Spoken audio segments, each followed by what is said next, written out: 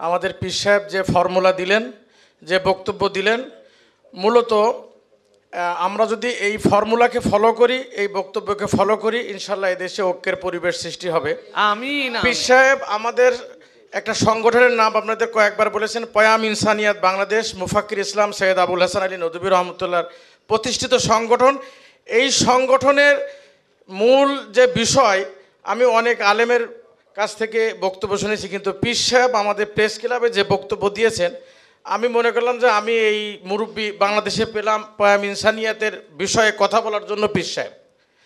তো আবুল হাসান আলী নদভী রহমতুল্লাহ এই সংগঠন প্রতিষ্ঠা করেছিলেন ঐক্যের পথকে মসৃণ করার জন্য, সুগম করার জন্যে। আরেকটি কথা আমার পক্ষ থেকে আমি অ্যাড করব, সেটা হলো আমি বিশেষ করে 90 সাল থেকে এই পর্যন্ত ঐক্য প্রক্রিয়া দেখে আসছি।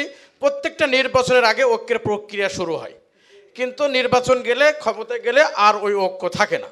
আল ইত্তেহাদ মা আল ইখতিলাফ, এই মূলনীতির যে ঐক্যের যে মডেল, সেটা হতে পারে ভারতে মুসলিম পার্সোনাল ল বোর্ড, সব ফেরকার মাযহাবের মাসলাকের লোকদের নিয়ে এই ঐক্যটা ওখানে ভারতে প্রতিষ্ঠিত আছে। আল ইত্তেহাদ মা আল ইখতিলাফের মডেল এটা হতে পারে। আর এইটাকে বাস্তবায়ন করার জন্য বাংলাদেশের সর্বোচ্চ উলামা পরিষদ দরকার।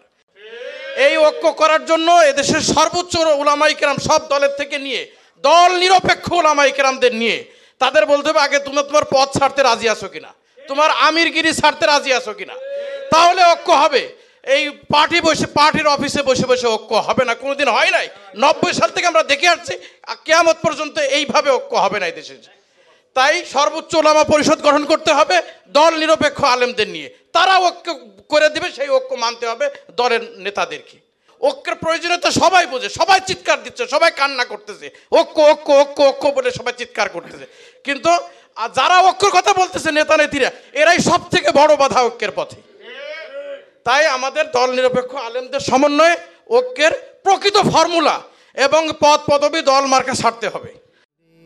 এই অনুষ্ঠানের অন্যান্যদের বক্তব্য শুনতে লাইক, কমেন্ট, শেয়ার করুন এবং চ্যানেলটি সাবস্ক্রাইব করে সাথেই থাকুন।